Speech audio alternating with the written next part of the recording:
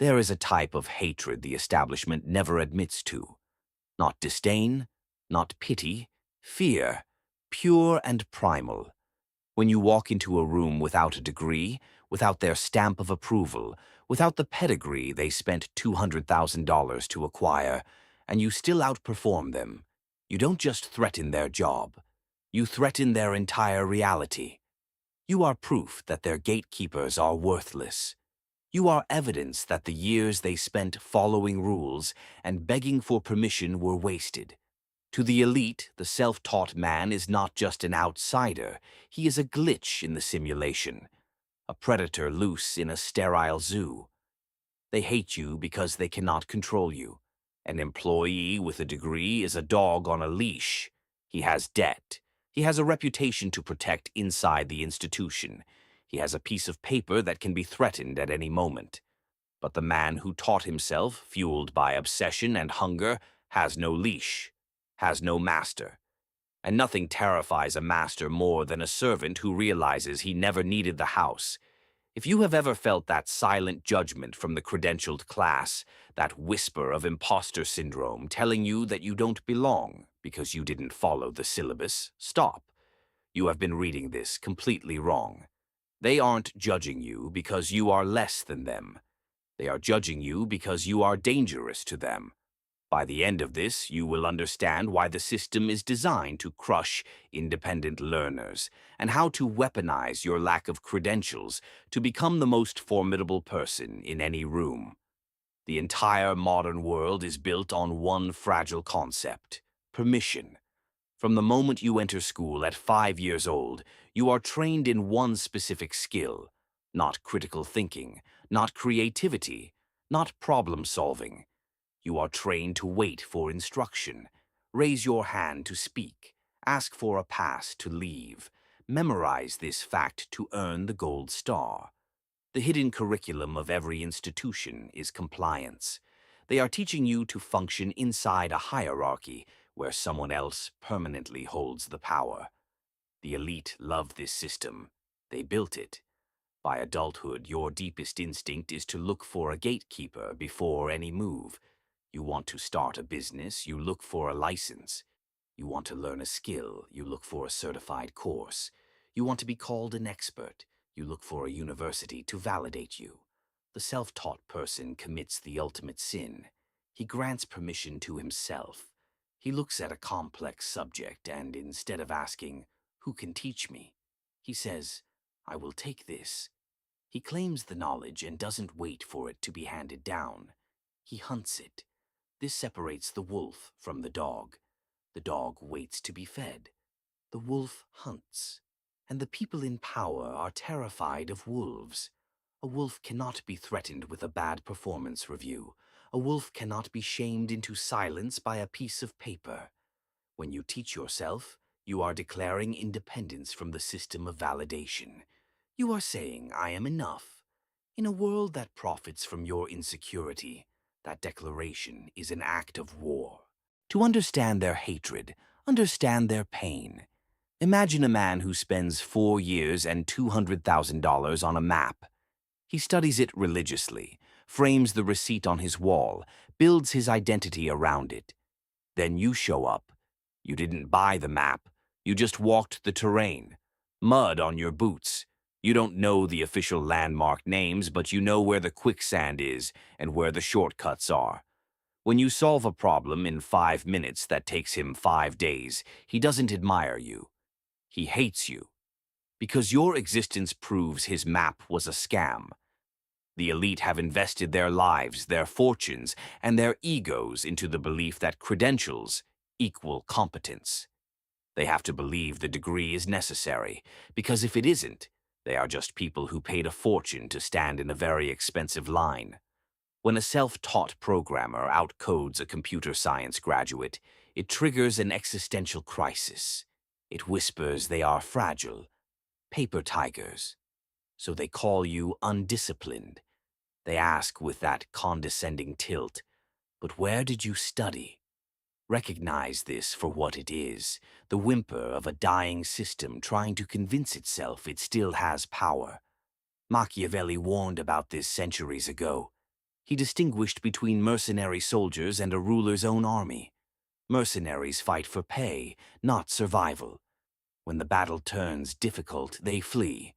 Institutional knowledge is exactly that. Memorized for a test and forgotten when the exam ends. Self-taught knowledge is your own army. You learned that skill at 3 in the morning because you needed it. You studied sales psychology because if you didn't close the deal, you didn't eat. This knowledge is burned into your neural pathways, connected to real pain and real consequence. The self-taught man possesses virtue, raw effectiveness, the ability to impose his will on circumstances while the credentialed stand still. Every industry is a castle. The elite are the royalty inside. The credentialing bodies, the universities, the certification boards are the moat.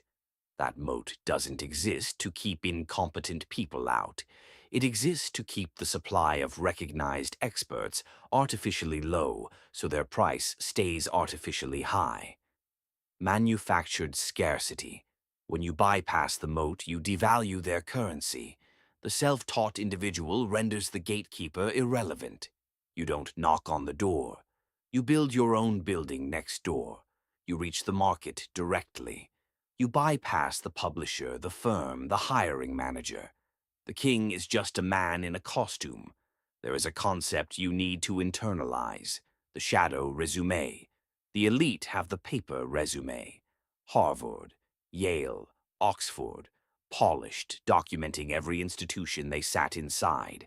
You have the shadow resume, not where you studied, what you survived, the projects built from nothing, the failures that nearly destroyed you, the nights staring at a screen with no teacher and no manual, the books consumed because you were genuinely hungry.